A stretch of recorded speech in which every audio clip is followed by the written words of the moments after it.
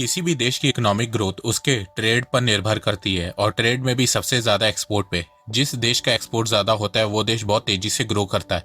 भारत की ट्रेड की बात करी जाए तो भारत हमेशा से इंपोर्ट ज्यादा करता है और एक्सपोर्ट कम करता है।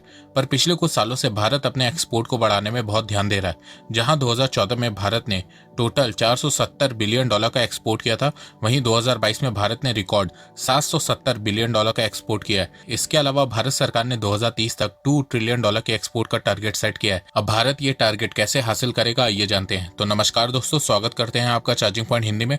दोस्तों, आज के इस वीडियो में हम बात करेंगे भारत के एक्सपोर्ट के बारे में, तो जानने के लिए जुड़े रहिए आप इस वीडियो के साथ।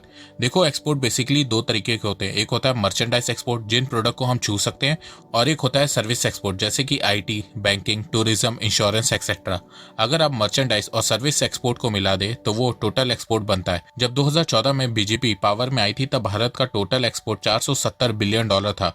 2021 में यह बढ़ के 670 बिलियन डॉलर पहुंच गया था और 2022 में भारत ने रिकॉर्ड 760 से 770 बिलियन डॉलर के बीच में एक्सपोर्ट किया है। आइए अब जानते हैं कि ग्लोबल लेवल पे एक्सपोर्ट के मामले में इस समय भारत कहां पे खड़ा है।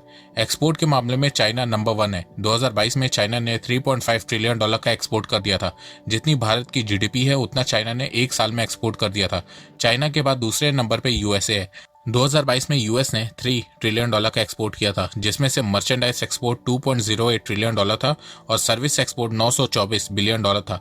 अगर मर्चेंडाइज एक्सपोर्ट के मामले में चाइना नंबर 1 देश है तो सर्विस एक्सपोर्ट के मामले में यूएसए नंबर 1 देश है। थर्ड नंबर पे जर्मनी है, जिसने 2022 में टोटल 2.3 ट्रिलियन डॉलर का एक्सपोर्ट किया है। फोर्थ पोजीशन पे यूके है, जिसने 2022 में 1 ट्रिलियन डॉलर का एक्सपोर्ट किया है। फिफ्थ रैंक पे जापान है, जिसने 2022 में टोटल 980 बिलियन डॉलर का एक्सपोर्ट किया है। सिक्स्थ रैंक पे फ्रांस है, जिसने 2022 में टोटल 970 बिलियन डॉलर का एक्सपोर्ट किया है। सेवेंथ रैंक पे नीदरलैंड है, जिसने 2022 में टोटल 920 बिलियन डॉलर का एक्सपोर्ट किया है। 8 पोजीशन पे साउथ कोरिया है, जिसने 2022 में टोटल 860 बिलियन डॉलर का एक्सपोर्ट किया है। 9th रैंक पे सिंगापुर है, जिसने 2022 में टोटल 830 बिलियन डॉलर का एक्सपोर्ट किया है। और 10th रैंक पे भारत है, जिसने 2022 में 760 से 770 बिलियन डॉलर के बीच में एक्सपोर्ट किया है। मैं यहाँ पे टोटल एक्सपोर्ट मतलब कि मर्चेंडाइज और सर्विस एक्सपोर्ट दोनों को मिला के बात कर रहा हूँ।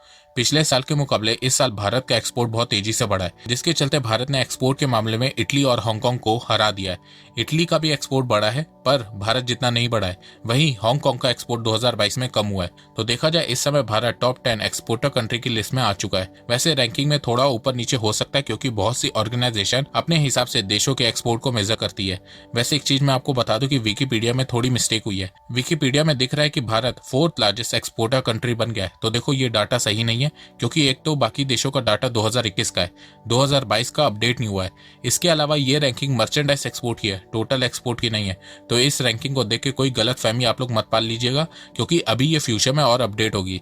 वैसे जिस तरह भारत ने एक्सपोर्ट में रिकॉर्ड बनाया है, उसी तरह भारत ने इंपोर्ट में भी रिकॉर्ड बनाया है। माना जा रहा है कि फाइनेंशियल ईयर 2022-23 में भारत ने रिकॉर्ड 880 से 890 बिलियन डॉलर के बीच में इंपोर्ट किया है। भारत ने अप्रैल 2022 से फरवरी 2023 के बीच में 817 बिलियन डॉलर का इंपोर्ट किया है। भारत हर महीने 60 से 65 बिलियन डॉलर के बीच में इंपोर्ट करता है। तो इसके चलते अनुमान लगाया गया है कि भारत ने फाइनेंशियल ईयर 2022-23 में 880 से 890 बिलियन डॉलर के बीच में इंपोर्ट किया है, जिसके चलते भारत का ट्रेड डेफिसिट 120 से 130 बिलियन डॉलर के बीच होने वाला है।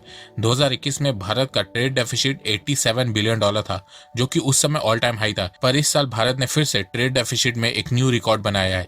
भारत के इंपोर्ट बिल बढ़ने की सबसे बड़ी वजह है crude oil. Russia Ukraine war के चलते इंटरनेशनल लेवल पे क्रूड ऑयल की प्राइस 110 से 120 डॉलर पर बैरल तक पहुंच गई थी। तो क्रूड ऑयल की प्राइस बढ़ने से भारत का इंपोर्ट बिल भी बढ़ा है। भारत 80 से 85% क्रूड ऑयल इंपोर्ट करता है। 2021 में भारत ने 120 बिलियन डॉलर का क्रूड ऑयल इंपोर्ट किया था। 2022 में ये बढ़ के 210 बिलियन डॉलर हो गया है। भारत का क्रूड ऑयल का इंपोर्ट 53% बढ़ा है। रशिया से क्रूड ऑयल लेने के बावजूद भारत का क्रूड ऑयल का बिल इतना ज्यादा आया है। सोचो, अगर भारत रशिया से डिस्काउंटेड रेट पे क्रूड ऑयल नहीं लेता तो ये अमाउंट आराम से 300 बिलियन डॉलर को क्रॉस कर जाता। इसके अलावा भारत ने इस साल रिकॉर्ड 51 बिलियन डॉलर का कोल का भी इंपोर्ट किया है, जिसके चलते भारत का ट्रेड डेफिसिट बढ़ा है। वैसे मैं आपको एक बात बता दूं कि 2022 में सिर्फ भारत का ट्रेड डेफिसिट नहीं बढ़ा है, रशिया यूक्रेन कॉन्फ्लिक्ट के चलते कई देशों का ट्रेड डेफिसिट बढ़ा है। यूएस का trade deficit record 1 trillion dollar पहुंच गया है। जी हाँ, 1 ट्रिलियन डॉलर। इसी तरह यूके का ट्रेड डेफिसिट रिकॉर्ड $202 बिलियन पहुंच गया है। फ्रांस का ट्रेड डेफिसिट $178 बिलियन पहुंच गया है। वर्ल्ड वॉर 2 के बाद फ्रांस का ट्रेड डेफिसिट इतना ज्यादा बढ़ा है। इसके अलावा जापान का ट्रेड डेफिसिट रिकॉर्ड $150 बिलियन पहुंच गया है। साउथ कोरिया का ट्रेड डेफिसिट रिकॉर्ड $47.5 बिलियन पहुंच गया।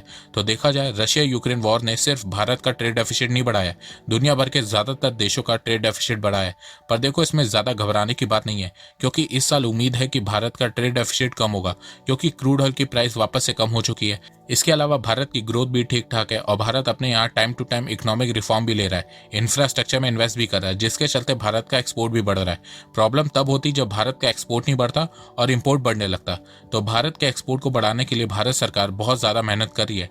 2014 में भारत का टोटल एक्सपोर्ट $470 बिलियन था, जो 2022 में बढ़ के $770 बिलियन हो गया है। आने वाले 7 सालों में भारत सरकार भारत के एक्सपोर्ट को $2 ट्रिलियन तक ले जाना चाहती है और इसके लिए भारत सरकार ने फॉरेन ट्रेड पॉलिसी 2023 लॉन्च की है।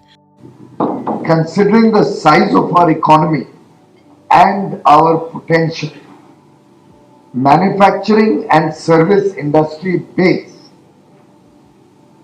there is a huge potential for exports to grow. At a time when the country is on the Atmanirbhar Bharat mission, one of its goals is also to increase India's share in the global supply chain and in exports manifold. उन्होंने प्रधानमंत्री जी कभी छोटा लक्ष्य तो रखते ही नहीं है। उनकी जो सोच है वो ऑलवेज बड़ी छलांग लगाने की सोच रहती है। मैंने भी कई बार अधिकारियों से भी बात करते हुए, आप लोग से भी बात करते हुए विषय रखा है, it is better to aim high and miss than to aim low and to hit. And of course, what can be better than to aim high and achieve it?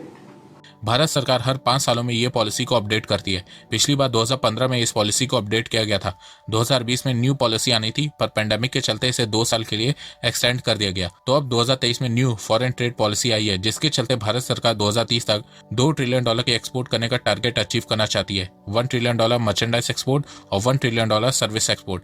इस बार की पॉलिसी में भारत सरकार ने मर्चेंडाइज सर्विस एक्सपोर्ट के साथ साथ e commerce पे भी बहुत ज्यादा ध्यान दिया है। भारत सरकार चाहती है कि भारत से भी बहुत सारे प्रोडक्ट्स ई कॉमर्स के थ्रू दूसरे देशों में एक्सपोर्ट हो। इसके लिए भारत सरकार ने कुरियर कंसाइनमेंट की वैल्यू को 5 लाख रुपए से 10 लाख रुपए कर दिया है। मतलब अब कोई भी इंडियन कुरियर के थ्रू 10 लाख रुपए तक का सामान दूसरे देशों में ई कॉमर्स के थ्रू एक्सपोर्ट कर सकेगा। Directorate general of foreign trade Santosh Kumar का कहना है कि भारत 2030 तक सिर्फ ई कॉमर्स के थ्रू 200 से 300 बिलियन डॉलर का एक्सपोर्ट कर सकता है। इसके अलावा भारत सरकार इंफ्रास्ट्रक्चर और लॉजिस्टिक को इम्प्रूव करने में भी बहुत ध्यान दे रही है, ताकि भारत में लॉजिस्टिक कॉस्ट कम हो सके, जिससे भारत की प्रोडक्ट कॉस्ट कम हो और फिर इससे भारत का एक्सपोर्ट बढ़ सके। इसके अलावा भारत सरकार ईज ऑफ डूइंग बिजनेस में भी बहुत ध्यान देने वाली है, जिससे भारत में लोग आराम से ट्रेड कर सके। उसके लिए पेपर वर्क को कम किया जाएगा, ज्यादातर चीजों को डिजिटलाइज किया जाएगा, जिससे बहुत सारी चीजों का अप्रूवल ऑटोमेटिक हो जाएगा। इसके अलावा भारत सरकार रूपी ट्रेड में भी बहुत ज्यादा फोकस कर रही है। भारत सरकार ने कहा है कि जो इंडियन रूपी में ट्रेड करेगा उन्हें भारत सरकार एक्सपोर्ट में एक्स्ट्रा बेनिफिट देगी। इसके अलावा CII confederation of Indian industry ने बताया है कि अगर 2022 से 2030 तक हर साल भारत का मर्चेंडाइज एक्सपोर्ट 14% बढ़ता है, तो 2030 तक भारत का मर्चेंडाइज एक्सपोर्ट $1 ट्रिलियन को टच कर लेगा। वहीं भारत का सर्विस एक्सपोर्ट 2022 से 2030 तक हर साल 16% बढ़ता है, तो 2030 तक भारत का सर्विस एक्सपोर्ट $1 ट्रिलियन को टच कर लेगा। तो 2030 तक भारत का टोटल एक्सपोर्ट $2 ट्रिलियन तक पहुंच जाएगा। सर्विस एक्सपोर्ट करने के लिए भारत को ज्यादा प्रॉब्लम नहीं होगी, क्योंकि भारत का IT सेक्टर बहुत ज्यादा स्ट्रांग है। इसके अलावा सर्विस रिलेटेड वर्क में भी भारत बहुत आगे है। भारत से बहुत से इंजीनियर्स, डॉक्टर्स और प्रोफेशनल वर्ल्ड टॉप कंपनीज में काम करते हैं। इसके अलावा भारत के IT और सर्विस सेक्टर में बहुत ज्यादा स्टार्टअप ओपन हो रहे हैं, जो 2030 तक इंडियन इकोनॉमी में बहुत ज्यादा कंट्रीब्यूट करेंगे। तो 2030 तक भारत का सर्विस एक्सपोर्ट आराम से $1 ट्रिलियन को टच कर लेगा। पर दिक्कत मर्चेंडाइज एक्सपोर्ट में होगी, क्योंकि भारत मैन्युफैक्चरिंग में अभी भी उतना अच्छा नहीं है। तो 2030 तक $1 ट्रिलियन मर्चेंडाइज एक्सपोर्ट करने का टारगेट पाने के लिए CII ने एक रोड मैप तैयार किया है। अगर भारत सरकार इस रोड मैप के हिसाब से काम करती है तो 2030 तक भारत का मर्चेंडाइज एक्सपोर्ट $1 ट्रिलियन को टच कर लेगा। अब रोड मैप में क्या क्या पॉइंट्स है एक एक करके बताता हूँ। सबसे पहले भारत के लिए नीड ऑफ द आवर ये है कि वो ग्लोबल वैल्यू चेन से इंटीग्रेट हो और जितना हो सके उतना FDI को अट्रैक्ट करने की कोशिश करे। मतलब भारत को ग्लोबल कंपनीज को अट्रैक्ट करना होगा, जिससे ये कंपनीज भारत में इन्वेस्ट करेंगी, मैन्युफैक्चरिंग प्लांट खोलेंगी, इंडियन कंपनीज के साथ कोलैबोरेट करेंगी। इससे भारत के एक्सपोर्ट बढ़ेंगे। अभी हाल ही में ये रिपोर्ट आई है कि एप्पल ने भारत से 20,000 करोड़ रुपए का आईफोन एक्सपोर्ट किया है। इसी तरह भारत को और ग्लोबल कंपनीज को अट्रैक्ट करना होगा जिससे भारत का एक्सपोर्ट बढ़ सके। इसके अलावा भारत को लॉजिस्टिक को इंप्रूव करना होगा जिससे भारत में लॉजिस्टिक कॉस्ट कम हो सके। भारत में भी प्रोडक्ट बहुत सस्ते बनते हैं पर ट्रैवल कॉस्ट इतनी महंगी होती है कि फाइनल प्रोडक्ट की प्राइस बहुत ज्यादा हो जाती है, जिससे वो प्रोडक्ट मार्केट में कॉम्पिटिटिव नहीं रह जाता है। तो भारत सरकार को इंफ्रास्ट्रक्चर को और स्ट्रॉन्ग बनाना होगा जिससे भारत में लॉजिस्टिक कॉस्ट कम हो सके। इसके अलावा भारत को स्पेशल इकोनॉमिक जोन बनाने होंगे जिससे भारत में मैन्युफैक्चरिंग बढ़ सके। इसके अलावा भारत को अपने एक्सपोर्ट को बढ़ाने के लिए न्यू मार्केट कैप्चर करना होगा। भारत के एक्सपोर्ट को बढ़ाने के लिए PLI स्कीम भी बहुत हेल्प करेगी। अब तक भारत सरकार ने 13 सेक्टर्स में PLI स्कीम को लॉन्च किया है। फ्यूचर में भारत सरकार को PLI स्कीम को और बेटर करना होगा और बाकी सेक्टर्स में भी इम्प्लीमेंट करना होगा जिससे भारत का मैन्युफैक्चरिंग सेक्टर बूस्ट होगा, फिर उससे भारत का एक्सपोर्ट भी बढ़ेगा। इसके अलावा एक्सपोर्ट को बढ़ाने के लिए भारत को कई देशों के साथ FTA free trade agreement sign करना होगा और ऐसा FTA साइन करना होगा जिससे भारत को फायदा होगा। जैसे कि भारत ने UAE के साथ FTA साइन किया है जिससे भारत को फायदा हो रहा है। इसी तरह भारत को यूरोपियन यूनियन के साथ, UK के साथ FTA साइन करना होगा। पर सबसे ज्यादा ध्यान भारत को इलेक्ट्रॉनिक मैन्युफैक्चरिंग में देना होगा, क्योंकि अगर भारत की इलेक्ट्रॉनिक मैन्युफैक्चरिंग बढ़ेगी तो इससे भारत का एक्सपोर्ट तो बढ़ेगा ही पर साथ में भारत का इंपोर्ट भी कम होगा, जिसके चलते भारत का जो मैसिव $100 बिलियन का ट्रेड डेफिसिट चाइना के साथ है वो कम होगा।